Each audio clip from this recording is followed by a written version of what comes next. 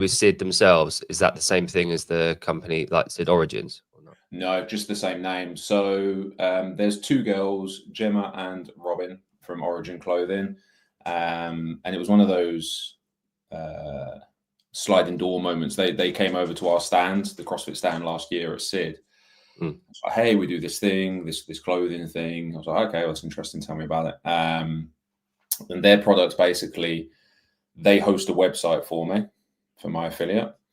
They design the t-shirts, they print them, they post them directly to the member, and then I just get a kickback at the end. I think it's about 10% of the sale price. Nice. And all we do at my place is we just bank all the 10% we get. And then when I need some staff uniform or like a milestone gift or something like that, I just use the credit I've built up. So it's a really slick system, and it takes it all out of my hands, which is fantastic. How long have you been using them for? About a year now, yeah. So I met them last year at Strength in Depth, right? And they've done some big orders for us. We give a t-shirt out to every new member, so that was sort of, I think, 200 shirts we offered. That's a nice touch. Yeah, they supported the affiliate gathering last year in Oxford as well. So I think that was getting another 250 t-shirts that they put together for us. So it was one of those really good meetings.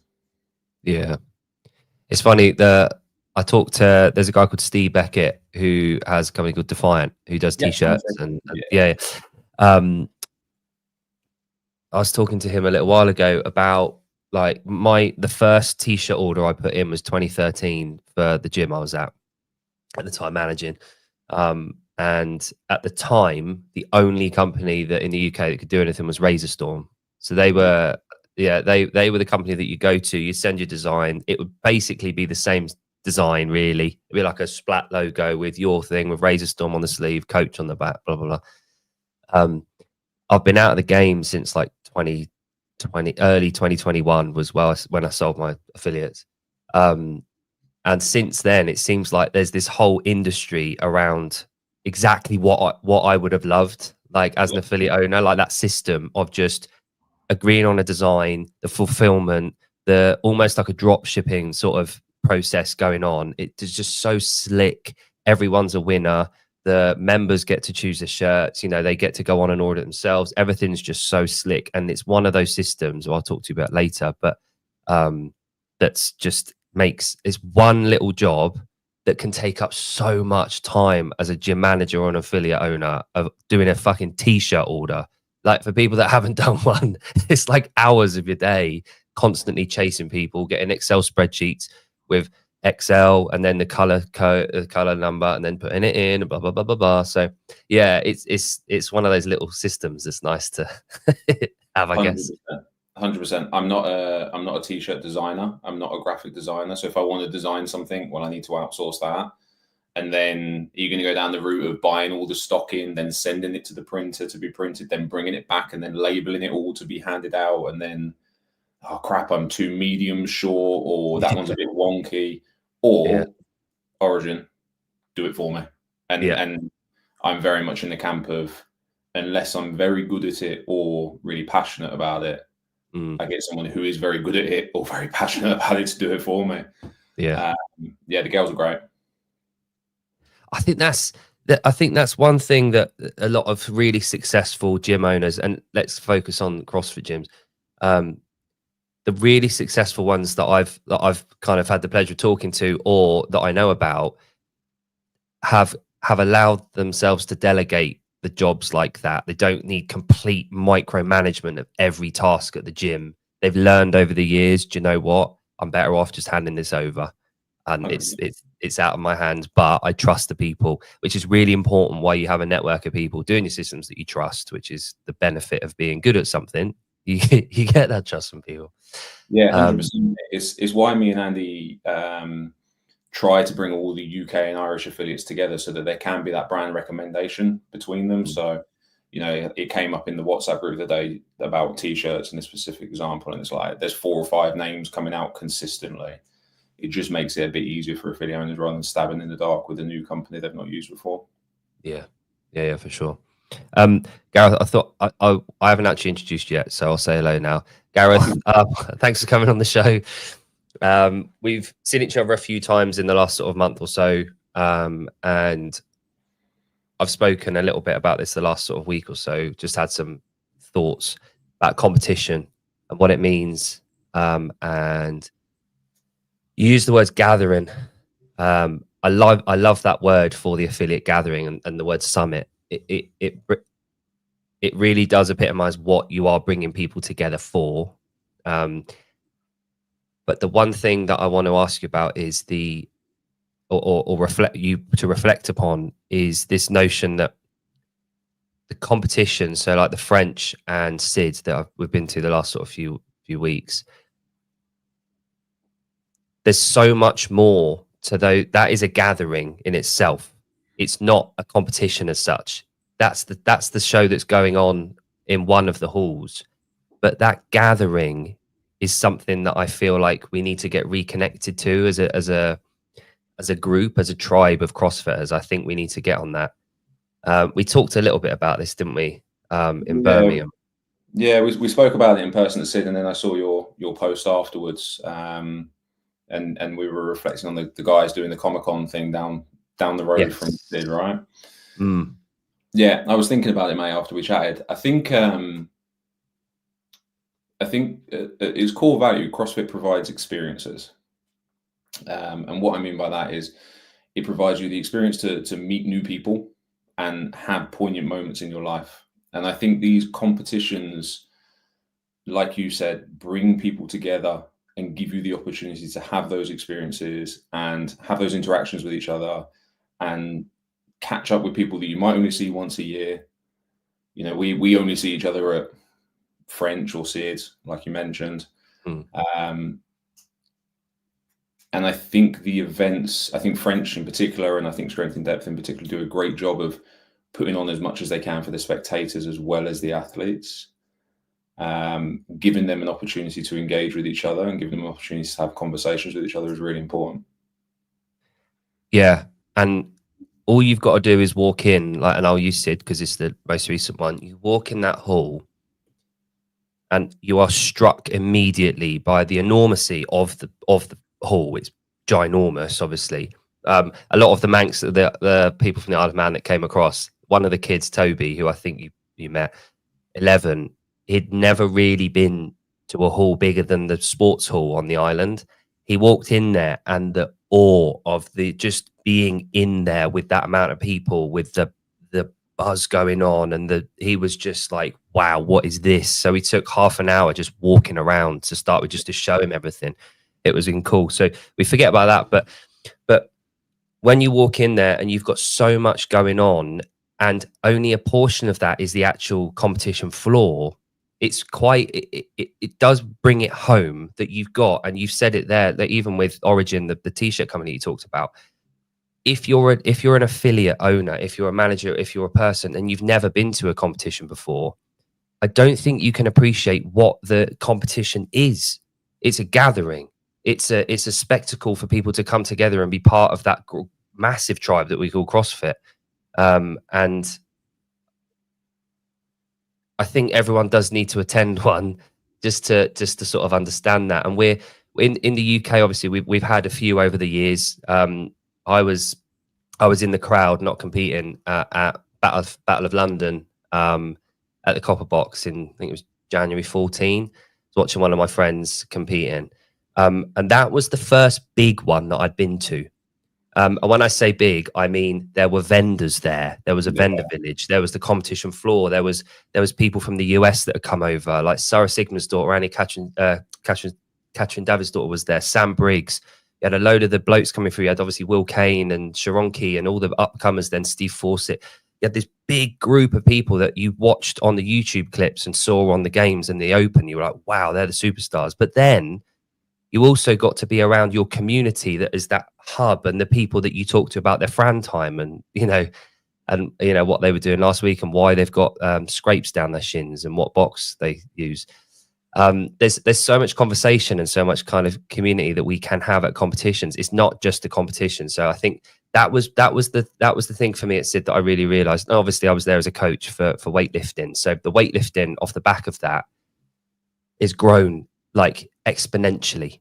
Like Yeah, the it size of is. British weightlifting, and they've got a lot to be thankful for with CrossFit and what kind of that platform's provided. But so yeah, so Gareth, I want to kind of come back to loop round to you, if that's all right, just for a bit before we sort of talk about the roles and everything with CrossFit. I know that your gym Second City is in Birmingham, but before that, were you born and raised in that area? Tell me a little bit about your earlier life.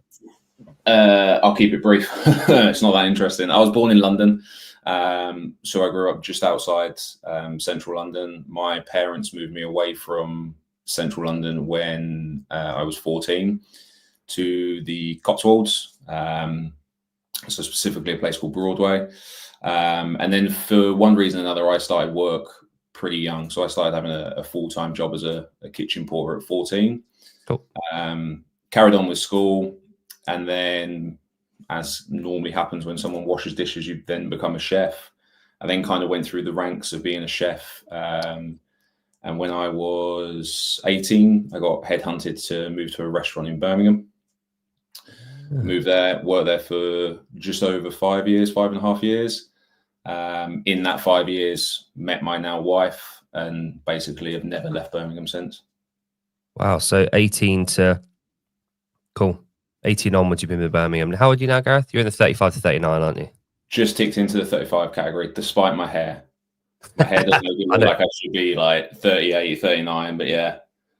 I know the feeling. I think that might be a CrossFit thing, because there's a lot of lads that are in 35 to sort of 45 that look in really good nick. They're lean, they're fit, they're healthy, but they've got a few extra greys going on.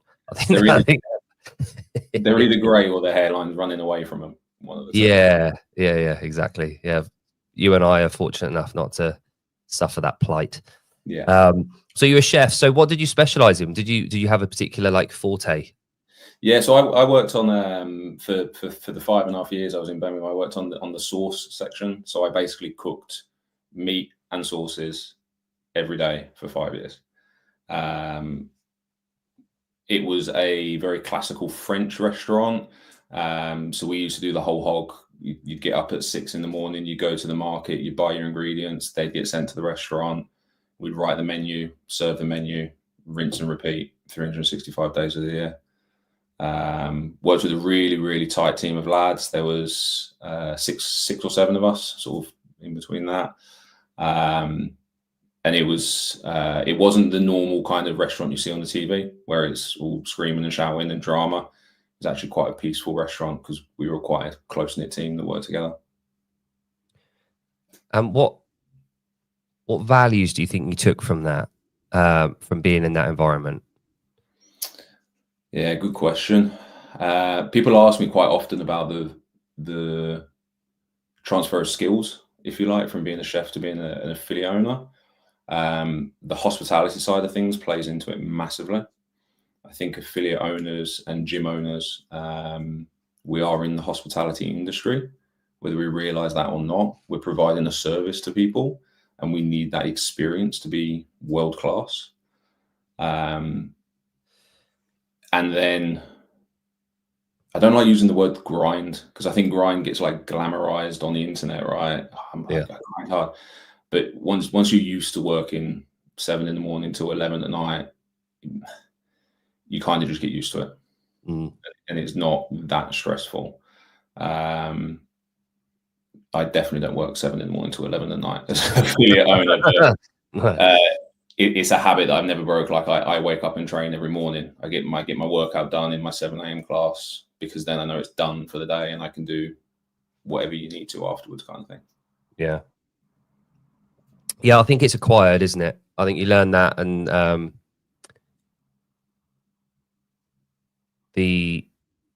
so I was coaching the morning sessions at my affiliate. So we had a 5 a.m. class because we were fairly central to London. It's a commuter town just outside. And that was 3 days a week. We had a 5 a.m. And you get so used to getting up at a certain time. If someone says to me now, right, you got to coach 7 a.m., that's like you've had a lie-in. And if you do it for long enough, you just get acclimatized to it.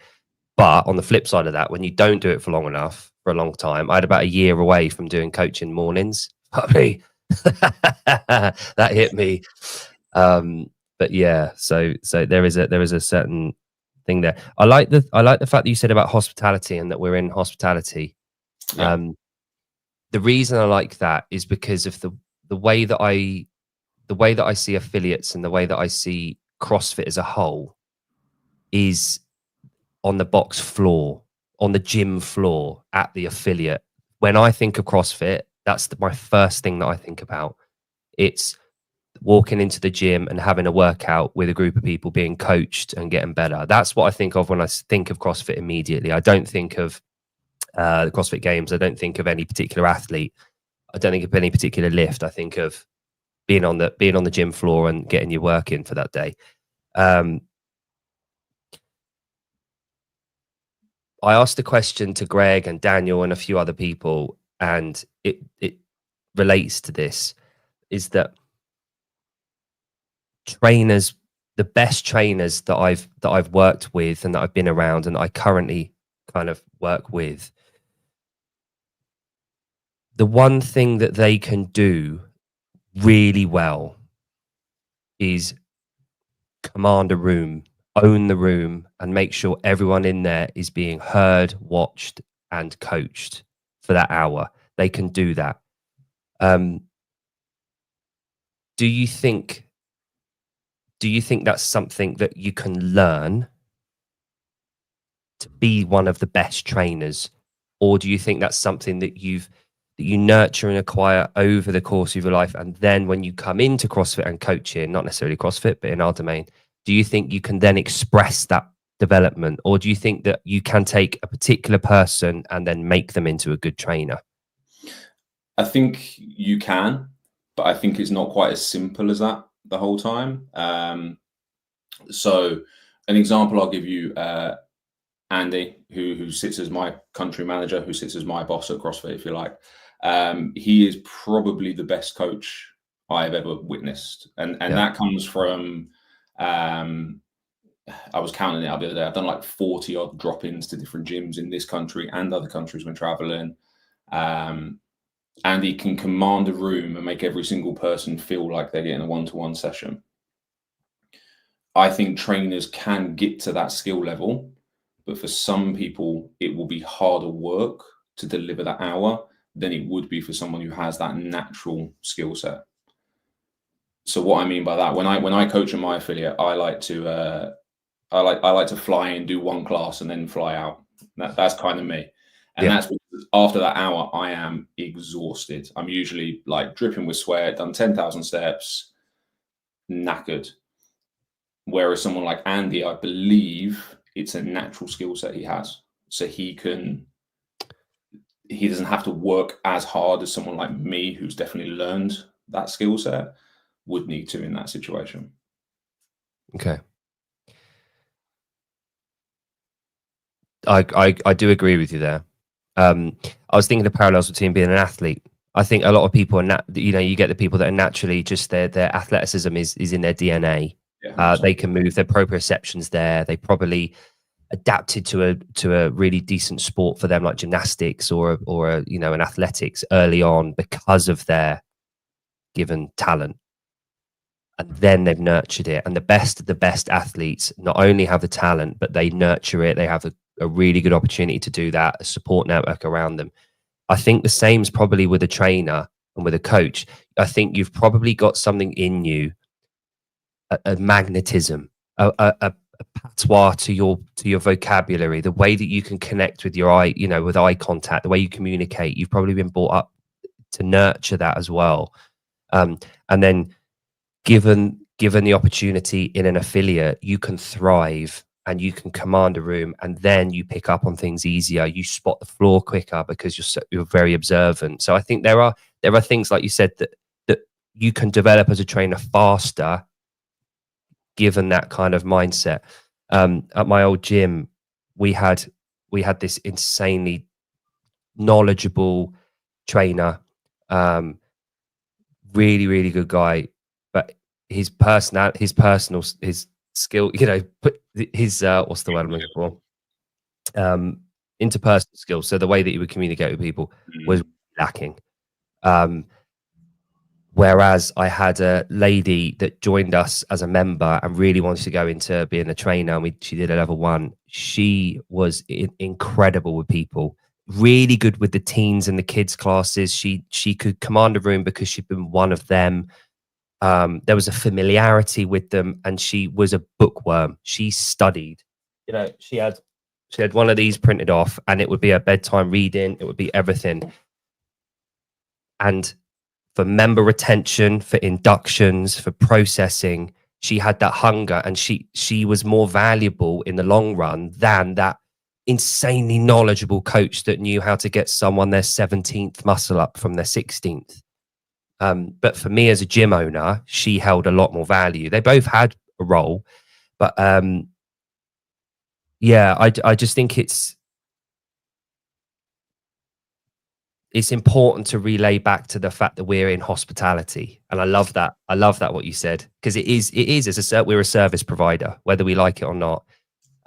People can easily leave, and it's up to us. And I don't know if trainers know the power that they have over the owner, because they are the front line and they're basically paying everyone's mortgages. 100%.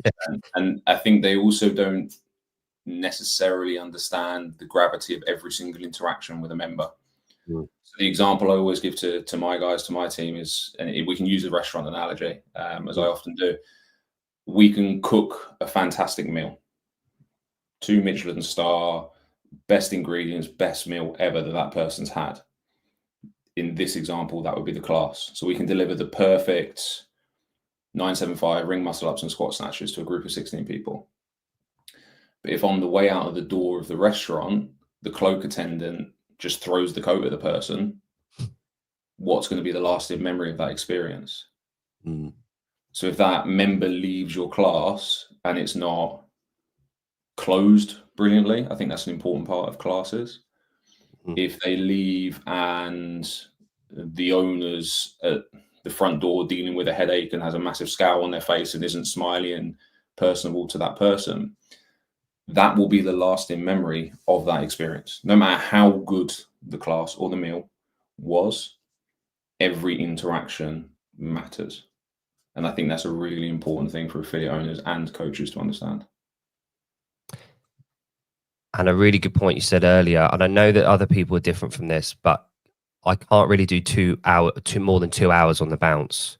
For me, like you said, that you go in, you do the hour and you get out. 2 hours, I'm fried. Everything's burnt out. I've burnt the fuse and I need to reset. Even if it's half an hour sat upstairs on the sofa having a coffee and reading, scrolling for a little bit just to escape and then come back in. Looking after your trainers as a gym owner, making sure they're looked after, making sure the timetable's prepared and properly, they're getting paid well, they're getting looked after. They are the front line, and being that face of the gym, it's such an important role, which loops me back to why the affiliate summits and the gatherings are so damn important for affiliate owners to attend. It's there for the taking. That you're putting on such an important job and a important role for affiliate owners to come and meet you halfway and just to learn, to share ideas, to vent a little bit, to share best practices, and to understand that they're not alone and they're not in a bubble floating off in the middle of Nottinghamshire. They're part of this bigger thing, and I think that reconnection point is really important. Yeah, 100%, mate. It can be very isolating being like a solo entrepreneur, solo business owner, especially if you're doing it on your own, don't have a business partner to work with or a mentor to work with to bounce ideas off. It's why we want people to lean into the network as much as possible. Attend the gatherings, attend the summits, attend the roundtable phone calls, join the WhatsApp group. It's all there for the taking for affiliate owners to dig into and help. I don't like telling him this, but going to the first gathering that Dan Shafi put on in 2019 in France, like legitimately changed my life. Like it changed our affiliate for the better. It pulled my head out my arse a little bit to develop the things that you've just mentioned, the team, the experience. And if we hadn't gone to that, things would look very different now. So I think affiliate owners, if they they should lean in as much as possible. Question for you, and this is going to be a tough one, I'd imagine. What hesitations do you think affiliate owners might have in attending? Why wouldn't they come? It's a great question. It's something we think about a lot. So every time we do one of these events, we'll do like a post-mortem, I call it.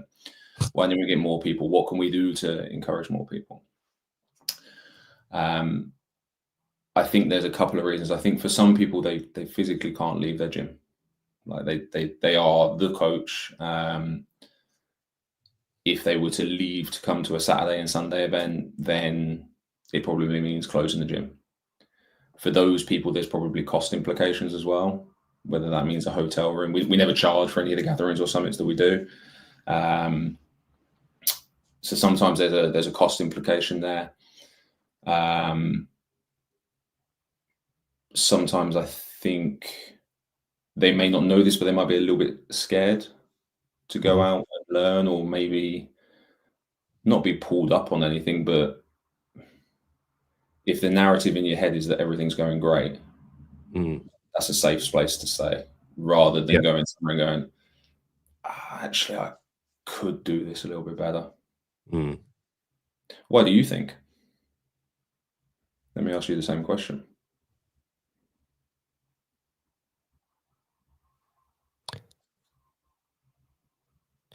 So, burnout, in one word. I think, and I mentioned this to you before, I think a lot of I would imagine, I could be wrong here, I'd imagine a lot of the people taking you up on the gatherings are the people that have, there will be exceptions obviously, but I'd imagine they're the keynotes that have been doing it for 1 or 2 years. A lot of the people that are new affiliate owners are probably the ones that are chomping at the bit, that are taking as much help as they can. They've signed up because of that, and they know that that's there. And then the other people that are attending are the long-term ones that have reinvested. They've done well. They're really keen to reignite, and they're there, and they've done a really good job of managing their affiliates over the last 10 to 15 years. The people, I think, I could be drastically wrong here, the people that I think that have potentially got lost along the way are those that feel isolated, burned out. They're the one man or one woman, business owner. They haven't been looked after. They feel like they're disconnected. They've been doing 5 a.m. sessions for the last decade. They're burning out. I don't need help with this. What can CrossFit actually tell me that I don't already know? There's an arrogance to it potentially for some of them. There's a what's next? My community aren't engaging anymore. Why would I come to one of these when they're just going to tell me the same stuff? I think that middle, that probably like 10 to 6 year affiliate owner probably is in that middle position where they're thinking, I already know all this stuff, and they just feel a little bit burned out. And they probably don't subscribe to people like Two Brain. They probably don't do continued education. They're probably reluctant to redo their L2 or their L1. I can do this on my own attitude. And this isn't a dig at all. This is just an observation. And I think what CrossFit could do, and there's a question here from Steve. Has anything been done by UK to reach out to reclaim ex-affiliates? I think from CrossFit's part, I think, and I said this earlier, I think meeting in the middle is probably a good place to start, because I think from those people's perspectives, they're probably right to some degree. They probably didn't have what we've got available now, what you guys provide 5, 6, 7, 8 years ago. Probably didn't have that availability and accessibility when they were first affiliates. So therefore, they assume that that's just going to be what it is. So I think potentially reaching out, I don't know how you guys reach out. Maybe you can go into that in a sec, but reaching out, drawing them back in, giving them that peace of mind to say, look, this is what we offer. There's no judgment, blah, blah, blah. It might be that those ex-affiliates, like reclaiming the ex-affiliates, it might be reaching out and saying, we're going to do a summit for all of you guys that aren't affiliates anymore, to try and understand, do a gathering of ex-affiliates to see what's going on and what we've got planned. And if any of the conversations can be had to kind of bring you back into the fold. I don't know. But anyway, sorry. Yeah, that was my long form answer about what I think. But yeah, so Steve question, sorry, I brought that up. Anything be done in the UK to reach out to try and reclaim ex-affiliates? Yeah, that's a great question, Steve. I think, so firstly, to answer what you said, I think you're right. 6 to 11, 12 years is the danger zone. In the same way, I think members in your gym, 1 year to 2 year can be a bit of a danger zone as well. They've made some progress, they've plateaued, something's got in the way, they've stopped coming regularly. It's the same kind of period, I think. To answer Steve's question, at the moment, nothing specific is being done to reclaim affiliates, and I'll explain a little bit more about that. There's 650 affiliates commercial in the UK and Ireland, and then there's non-profit affiliates as well on top of that. And myself and Andy are responsible for all of them, as well as running our gyms and all the other sort of hats that we have to wear. So it's pretty full on just trying to contact and stay engaged with the current affiliates. That said, I think it's a fantastic idea. When an affiliate does decide to depart, we always offer an exit interview or an exit form or exit chat. And in that, it's always like, hey, doors are always open. Like, ring us up, let me know how we can help. And I would like to think that anyone I have interacted with, whether they are an affiliate or an ex-affiliate, knows that they can phone me at any time. I might not always be able to answer the phone, but I'll always ring them back. But we don't have anything specific targeting affiliates that have departed, to use the CrossFit lingo. And that's just an open and honest answer there.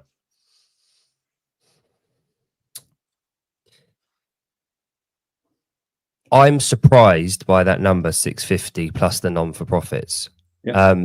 I remember in 2013, at the beginning of 2013, I think we were in the UK about 120 affiliates. And by the end of 2013, we were approaching like 450. Like that year, like I was one of them. That year is it's substantial growth. If you were to believe the hype and the drama over the last couple of years, you would imagine that we're down to 10 affiliates in the UK. So the number 650 plus non-for-profits is awesome. The fact that we've got 650 CrossFit affiliates operating is a testament to the work that you guys have been putting in. And it's every time an affiliate departs, Andy and I take it not like personally, but we're like, fuck, what could have we done? What can we do? How can we help? Sometimes things come up and there's a landlord's jacked up their rent by 50%. Like, it's just not viable for that business to stay open. Every time an affiliate does depart, we do feel like, in the same way every affiliate owner listening who loses a member will go, I've lost that person. And I don't believe anyone who owns their affiliate doesn't feel that way when they lose a member. But the CrossFit community in the UK and Ireland is strong. It is a strong community, and the CrossFit community in Europe is really strong, really, really strong.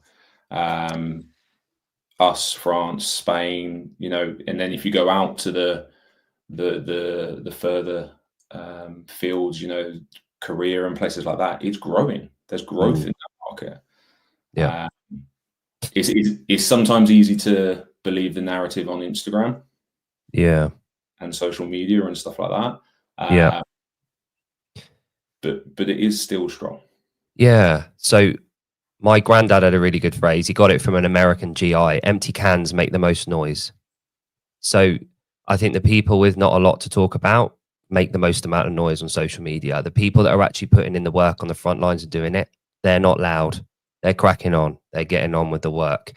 And I think if you were to believe, well, the relationship between sport and affiliates is obviously a totally different thing. However, although the European representation at the games has got massively bigger over the last 10 years for one reason or another, I think it's really important for people to understand that the representation at the games does not necessarily represent the state of CrossFit across a region.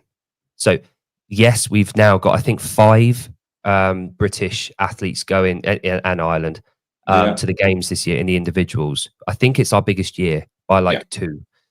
So that's great, and it is on the up. However, that doesn't reflect what CrossFit means in our region and in Europe.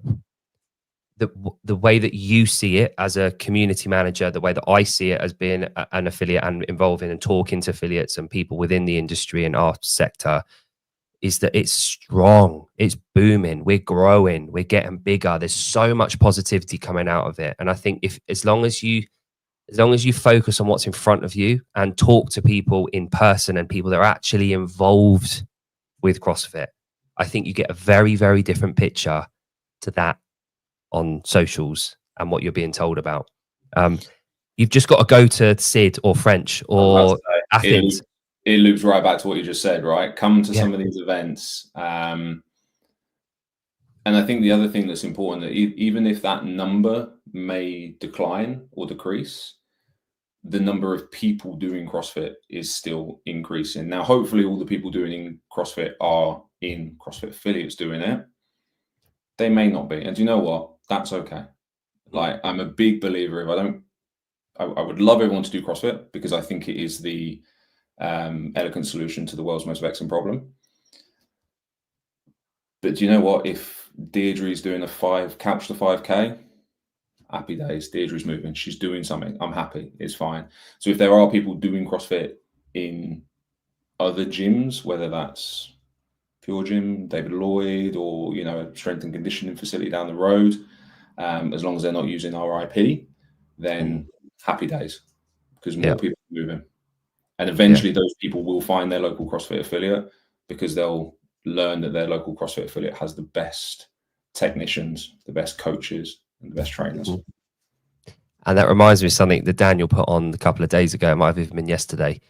If you want to be the best at a High Rocks event, go to a CrossFit gym. Yep. They'll prepare you best for a High Rocks event. And I 100%. love that. I love that all of these sprout offs and all these offshoots and all of these new things that are coming in, which is the incremental growth to the industry that Greg talked about years ago on that whiteboard when he grew that pie and said, if we remain 10% of a bigger pie, we still grow massively. All these offshoots, they're growing the pie that we can still have a large majority of. We just need to ride the storm. We just need to, develop along with it. We need to sharpen up our systems. We need to still be as passionate as we are and just carry on doing what we have been doing. Continued education from an affiliate and trainer perspective. Keep on top of that. Keep coming along. Do the updated education courses. They're awesome. But understand this, that word CrossFit means something. Yeah. It means all of it. It doesn't mean one part of it. It doesn't mean the bottom side of the pyramid. It doesn't mean the tip of the spear. It means all of it. Everything that you can think of when you think of CrossFit. Just because I think about the gym floor, just because Jason Hopper thinks about the games floor, it's still CrossFit. It's this one thing that binds us all, that is connecting us all, that is the solution. That is, Yeah, 100%. CrossFit is the tree, and affiliates are the roots of those trees, and the branches, and that all the other things that come off it, whether it's sport, education. CrossFit is bigger than any one individual sector of it. 100%. Exactly. Whether it's a Metfix that is educating and trying to feed and boost the base of that pyramid for the people, the coaches and trainers, to understand what nutrition is, so that they can pass that on. Whether it's the CrossFit Games or the new competitions, or even the fucking the big W, the WFP. Yeah. Even if you think anything else of it, how it's organized, how it's run, the money, whatever it is, it's introducing the idea of that sport and that calendar around the year for more people to venture into the sport. It's not detracting from anything that we offer, because what we offer is solid. It's bulletproof. It is the answer. We can trust in that. We've got it all covered. We just need to be better ourselves at systems and operations, which brings me to Two Brain. So you, Gareth, correct me if I'm wrong, you've been a Two Brain gym for quite some time now? I'm going to go 8 years. 8 years, yeah, right. 8 years. And remind me, what kind of brought you to Chris and the team? Like, what was it, first of all, that made you inquire? Yeah, this is a cool story actually. So Second City, it's the affiliate that I co-own, was co-owned by 3 people, and it started 13 years ago in October. I finished my chefing career that I mentioned earlier, and was like, right, cool, I want to be a PT. Thought that's what I wanted to do. Went off, did a PT qualification, and at the time I was training at Second City as a member. And I was like, hey, this is kind of cool. If I do my CrossFit level 1, can I coach a class for you? Like, yeah, sound cool. Come on in. Did their internship process. I lasted 2 months at David Lloyd, and then when this is crap, I'm going to the CrossFit gym full time. Went to the CrossFit gym, and started coaching more and more and more.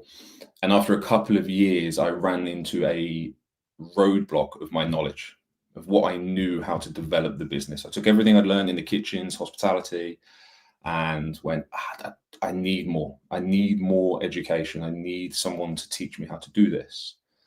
I'd become a co-owner in that sort of period of transition as well. So we started looking for mentor companies. And 8 years ago, there was Chris and the Two Brain. And that was kind of it. There was a couple of others floating around. I think Fit Affiliate got mentioned. We thought about doing something called the Mad Lab model, which if anyone's been around a long time, they might have heard of that. But we decided to go with Two Brain and make the investment and basically drive it as fast as we could until the wheels fell off and see what we could learn. Our Two Brain story is quite cute. We were partnered with our initial mentor, which is a lady called Khalida, and she mentored us for 6 years. And in that time, we went from, I'm going to say, around 150 members to where we sit now, which is around the 230, 240 mark. Wow. But the big difference is we also went from a 75-pound ARM to a 135-pound ARM. Wow. Which sounds great. Cool. Like, I must be driving a Porsche. No, it means that I've got 3, soon to be 4 full-time PAYE staff that have pensions, holiday pay, sick pay. 2 of them are about to get a mortgage, and they're on what I would class as careers, proper careers. They have succession plans. They know where they're going. Tangent, sorry. So Khalida was our mentor for a good 6 years. She then left Two Brain to open her company called Kilo, which is a gym management software out in America and Canada, and a CRM, client retention software, sort of worldwide. And then about 6 months after her leaving to do that, she took my best coach, who was the person you were describing earlier as like the bubbly, best experienced person, to go and be effectively what I do for CrossFit, like a client success manager. Cool. That person happens to be my wife. So it was this weird, like, fuck, Khalida needs this person, and I know Adele will be great at it, but she's my best coach. Like, what do I do? Oh, it's the best decision for us first. And in the last 2 years since Khalida left, we've worked with Gary Walsh, who's an Irish lad, CrossFit Waterford. He's got a little studio business as well. And Two Brain are fantastic because they keep us honest. Even 13 years on, 3 business partners to bat around ideas. We can go to Gary and go, like, right, this is our idea. This is what we're going to do. That's crap. Like, what are you doing? Just keep doing the thing you're doing. You're doing it well. Do this. Yeah. Having a mentor for us, we're quite, we'll fly off on different tangents all the time in the business. He keeps us very grounded, and helps us keep pushing forwards. Yeah. On that, there's a real tendency, I've been there myself, is when you're running the gym, trying new shit all the time. Well, how can we do this? And the one thing that I used to do to get rid of that static, that I called it, was just move the gym around a bit. So I might swap the rowers with the boxes one day, and then people come in and go, oh, and they feel like they've got a new gym just because I've swapped the rowers. It got rid of that like urge to do stuff. Yeah. But something has to change. It's like, no, it's good. You're all good. You're fine. I'm going to apologise. It's bin day, and they've obviously just showed up. So if that picks up, I'm sorry. Oh, mate, no, I had that yesterday morning. It was like the bin men here are amazing. We have ours every 2 weeks. We don't really need it, but we were laying in bed. The kids were laying with me, and all of a sudden you hear that reverse beep. And I hadn't put the bin out last night. Fuck me, I ran downstairs to get the bin out in my boxers, and they're all laughing at me outside. But it was it was quite a funny. The kids are upstairs laughing out the window. The bin men are laughing at me from the truck. So humiliation, but yeah, all good. But you made it down, right? Oh yeah, I got rid of the bin. Yeah, all good, all sorted. Trash can. But yeah, two brain for us is that a bit like Dan said the other day, like it's that continued education. I want to be the best affiliate owner I can be. I want to be the best boss I can be. I want to be the best community support manager for the UK and Irish affiliates that I can be. And that requires me to be a subject matter expert on everything. So, a year ago, I was really, really weak on my understanding of the tax system in the UK and Ireland and how gym owners can benefit from it. Cool, I need to go and learn that. So go and find an expert, learn from them so you can help other people. Right. If CrossFit do want an HQ in the British Isles and they want one in the Isle of Man, not pay corporation tax, just come see me. So, yeah. Just remember which bins go out so we don't forget, right? Yeah, exactly. Yeah, for sure. Cool. So your wife Adele, you've got a Rhodesian Ridgeback, is that right? Yeah, we've got two of them. Two. Amazing. Yeah, one Hudson's 8 years old, 50 kilos. One's Fraser, 4 years old and about 45 kilos. Bred to hunt lions, weren't they? Yeah, so they were always supposed to be the last line of defense between the farmers and lions in Rhodesia, which is now Zimbabwe. But they're also the just like softest things ever. They just sit asleep, like fine. Yeah, my mate growing up had one, and it was honestly the most adorable dog I've ever like cuddled with on a sofa. But yeah, you don't want to mess with a Rhodesian, do you? No, they are strong. They are. The last 2 or 3 injuries I've had have been because I've been walking them and they've seen a cat or a squirrel, and it's just like, 50 kilos of muscle pulling you away. Yeah. So, all right. So you're with Two Brain, you're doing well. You've got the affiliate. How do we make the jump? At what point do you make the jump for working for CrossFit UK and Ireland? Like, when did that start to happen? How did that come about? That's a good question, mate. So at one of these events, one of these gatherings a few years ago, I met Carl Stedman and Rachel Stedman, and became quite close with them, quite good friends. We would always cross paths with each other. When they hosted the events in Snowdonia, like, hey, do you want us to run the workout for you? So you got one less thing to think about, stuff like that. Just leaning into that community.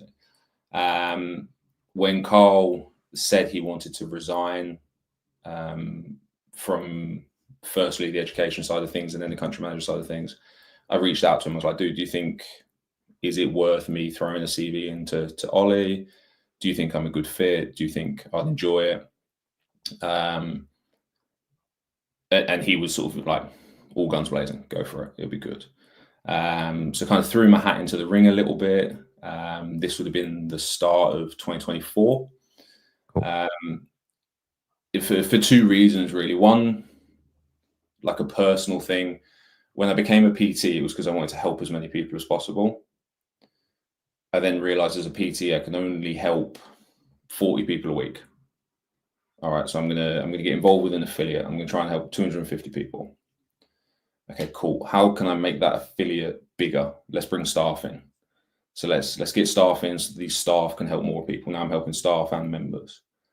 Okay, cool. How do I get bigger? This is when we then, as Second City, decided to open a second gym. Long story, terrible decision. We closed it 12 months later. Anyone who's thinking about opening a second location, like, email me. I'm happy to jump on a call and chat to you about the pitfalls. So then I'm like, well, if it's not going to be lots of locations, could it be something like working for a Two Brain as a mentor? Or could it be this role that's now coming up in CrossFit? it was a terrible time for me personally because of some stuff going on with family and stuff like that at the time, but decided to throw my hat in the ring. Whilst this had been going on, Andy had created effectively the first ever CrossFit roundtable, which was our gym, his gym, a couple of the guys from London, Ireland, and we just got on calls and just chatted. And we literally chatted about like, oh, where are you buying your cans of Nocco from? Well, what gym management software are you using? So I'd already interacted with Andy a fair bit by this point. And again, we'd seen each other at these events. And then it just progressed out through a couple of interview stages, chatting to Julian from France, who was doing the role at the time, chatting to Pierre in France, who was doing the role at the time, that we arrived at me getting the gig as community support manager, which was, a big honor. But for that personal reason, kind of now trying to help as many affiliate owners as possible, to help as many staff, to help as many members, so that trickle down effect effectively. Which is great, really, because your experience, just making up random French names, Pierre was probably there. But again, it's doing it for the right reasons. And you are doing that. You've got this wealth of experience, and you just want to assist and grow the thing that we love. It's growing it, not departmentalizing it and taking your ownership of one of those corners of it. It's sharing it and growing it, which is one trait that I love about the really successful affiliate owners. It's that same thing. It's that I want to share this with everyone, and it's for anyone, not everyone. We want anyone to be able to do this thing. And in that role, in your role as the community manager now, you get to do that on a broader scale. You get to assist with the decision makers that are putting out the media to attract the new community members that are coming in. So I love that. And the Coaches Congress in October, do you attend that?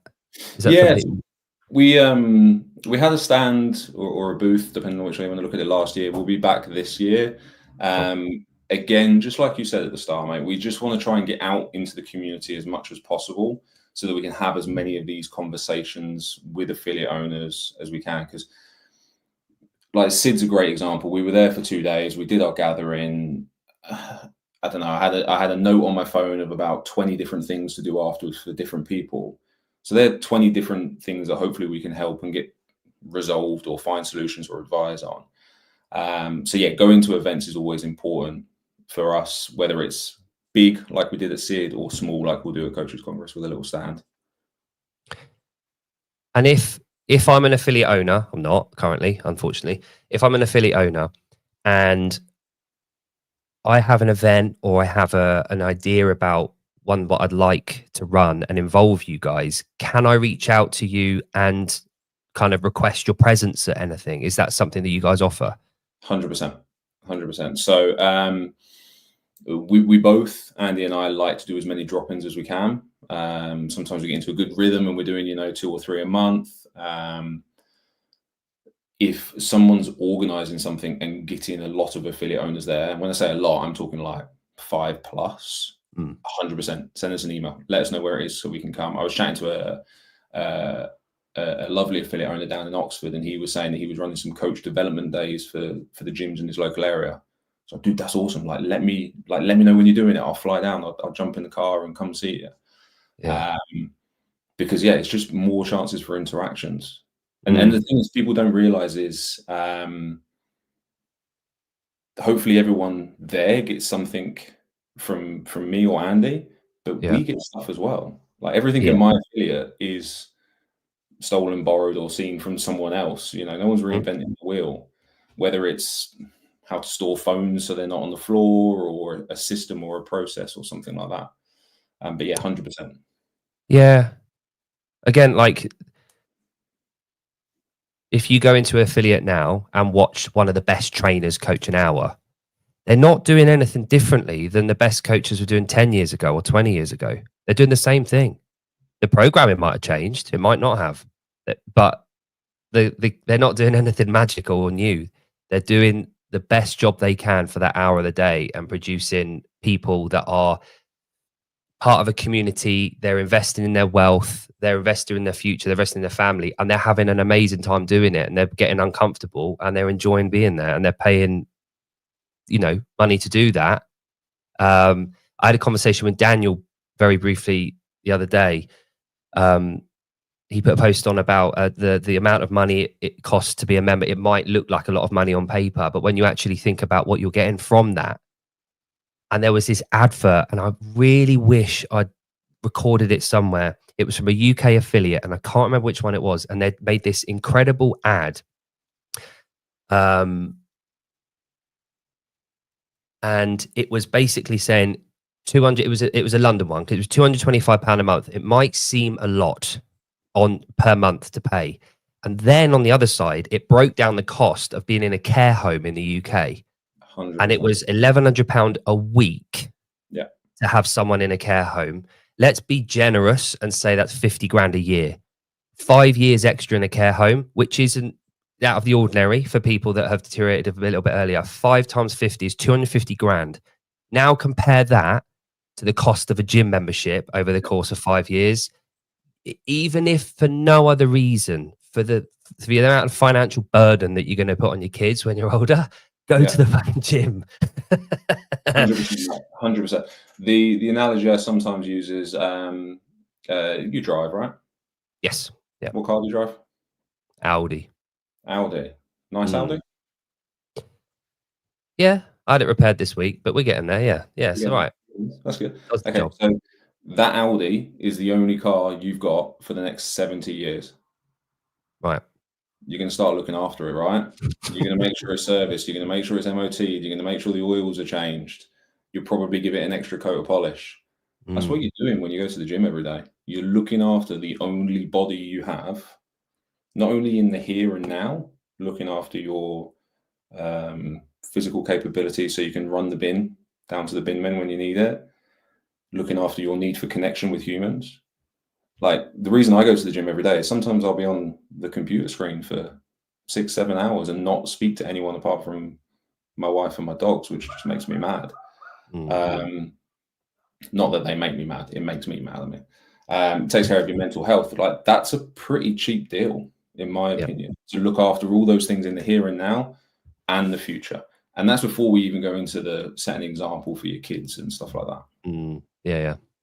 I've got two comments I just want to put up. CrossFit MOT is an annual required service that you have to have on your car to make sure that it's up to standard in order to be able to drive it on the roads in the UK. You have to legally get an MOT. It's a certificate that you get each year. A question from Steve at Defiant Show. Why is so much reluctant to share what brands do in the space to promote the message? We're on episode 5 of affiliate series 10 everyday stories from CrossFit at significant expense. So I don't know if you've seen it, Gareth, but Steve, the Defiant Show, is doing this running documentary series and going to different gyms around the UK, CrossFit affiliates, showing what an incredible job they're doing, interviewing the gym owners and sharing that message. I guess Steve's question is there a reluctance to share that message and promote that the work that they're doing? Yeah, it's a great question, and the show that Steve's doing is awesome. We were in Newcastle at Method Training, and he did one when I was there, and we had a chat, and it was awesome. And I watched them all, and they're fantastic. The honest answer is it's something that's above mine and Andy's pay grade, and it has to do with brand partnerships. Right. So we can't always promote everything, if that makes sense. Cool. It's one of those, isn't it, where the lines are really blurry. It's a grey area because CrossFit is an LLC. It has paid partnerships, and they need to protect that. However, on the other side of it, we've got people like, in media, like myself, that like Steve doing his media production in his company that is promoting and going along with it, but we're third parties that can't necessarily get that promotion. I guess Steve, in answer, our third parties like myself will do everything that we can to promote that and get it out there and work as a community and a network together. And maybe we can talk about that more on Sunday when you're on, and we can talk about that and try and get the word out there, because I do. And Gareth, you just said it, we love the work, and it's so cool. It's really positive that we've got so many people willing to do that across the board for our community in the UK and Europe.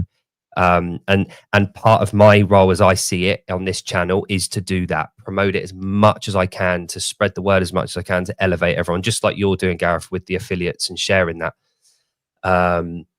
But what you guys probably don't realize, that by doing these shows, by doing these interviews, not with me because I've just rambled on about crap for an hour, but you're helping educate people and inform them. So there might be someone who is sat on the couch thinking, oh man, I'm a bit nervous about CrossFit, and then they might stumble across some of your content or Steve's content, and that gets them off that sofa and gets them into a local affiliate.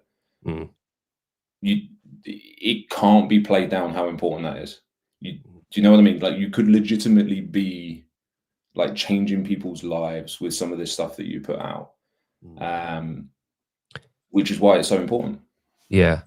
And like you said, we're all part of this one big thing, this ecosystem called CrossFit. And that's when people say, what's the point of paying the affiliate fee?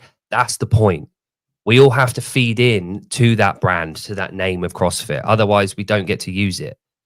And we get to be part of that wider community and that tribe, which is ultimately the way that I see it. So when people say, why would you pay the affiliate fee, or why are you part of a CrossFit? That's why. All of that is a bigger answer, but it's because we have an answer, and that answer is CrossFit, and it's everything we do. Gareth, I know you got to jump off for a call now, but yeah, I'd love to have you on again, maybe after the games, because you're off to Albany, aren't you?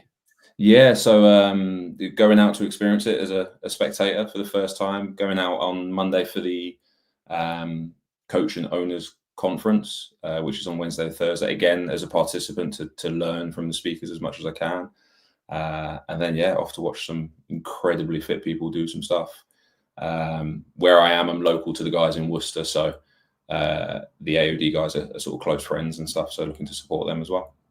Amazing. Good stuff. Lovely. All right, Gareth, thank you so much for your time. Really appreciate it. You're a great guy doing an amazing job. So, thank you to you as well. Oh, no, I'm just facilitating. But yeah, no, the job that you guys do isn't to be underplayed. And affiliate owners and coaches alike should jump on every chance that they get to do this. And I really, really do hope, and I'm really optimistic about the next year or so within CrossFit, that you've got everything on the table ready for people to come and meet you halfway. And everyone in the industry could do a really good job over the next few years, meeting together and bumping heads and producing some amazing gyms and community out of it. So yeah, thank you so much for the hard work you put in. Thank you, mate. And honestly, reach out. If I don't know the answer, I'll try and find someone who does, or try and find the answer to help. Because sometimes it's just a matter of connecting affiliate owners with each other to answer the questions they've got. Excellent. All right, cheers, Gareth. Thank you really much for your time.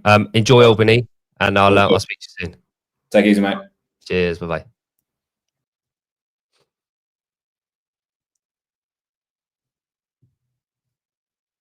What a good guy, eh? Like I said, I keep rambling on about this thing, but it's really hit home the last couple of weeks and months, is that we can get so tied up in our little corner of the ecosystem and in our gym and our industry, because we work our asses off. We just imagine that we're all on our own, but we're really not. Like, there's so many good people out there doing a good job, and trying to support the name CrossFit. If you detach it from being a brand and an LLC and the owners, everything comes back to reality. It all strikes home. And if anyone wants a reminder, this thing, the L1, is free to download off CrossFit.com. You can go on there, you can download it as a PDF, send it to your local print house, and they'll print it off for about $10 or £10, and then bind it for an extra $5. For $15, you can have the L1 manual in front of you, and you can learn everything that your trainer, if you're not one, if you're a member at a gym, you can learn everything that they've been told about CrossFit. You can learn about what CrossFit is. You can learn about how the games athletes get to where they are. You can learn about everything behind the scenes that for the last 20 years has been going on. And then you got the L2 and the kids and the blah blah blahs around there. Anyway, I've got 5 minutes if anyone's got any questions, but if not, I have got Chase and Bill on. They're busy this week. I'm pretty sure they're on 3 shows on this network over the weekend. I've got them on Friday evening, my time. Americans, it's probably, I think we're looking at about from 6 hours from now. So it's 6 p.m. GMT, I think. So whatever time it is now for you, if you're watching this live, 6 hours ahead. But yeah, I'm going to talk to them about their opinion on affiliates. Over the next few weeks, we can have a lot of games content, have a lot of games content. I'd like to double down on the affiliates before then. Talk to them about that, talk about programming, about how that's evolved and changed over the last 15 years for them, and the way they see the future for CrossFit, because I do enjoy talking about that. And then on Sunday, like I said, I've got Steve and Hannah on talking about projects, and we'll talk about them individually as well. And a request here.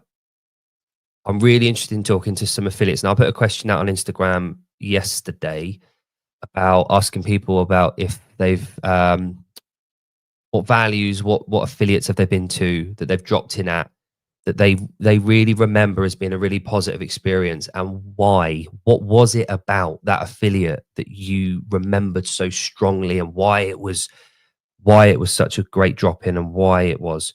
Obviously, you got the obvious answers like the coaching, the program, and the environment, the community. The t-shirt might have been a nice t-shirt you got. What was it about it? Now, if you've got any affiliates that you really feel like you want to give them some airtime, I would love to get some affiliates on. I've emailed a couple, and we've got a few in the wings coming on soon. But if anyone wants to recommend any, please reach out to me. I'd love to hear more from some of the affiliates that you hold dear and you feel need elevating. Please get in contact. Good.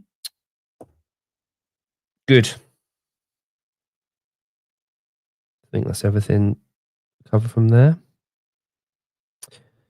Cool. Lovely. Right, guys. So I will see you all on Friday, hopefully, with Chase and I keep meaning to say Chase and Status, but Chase and Bill.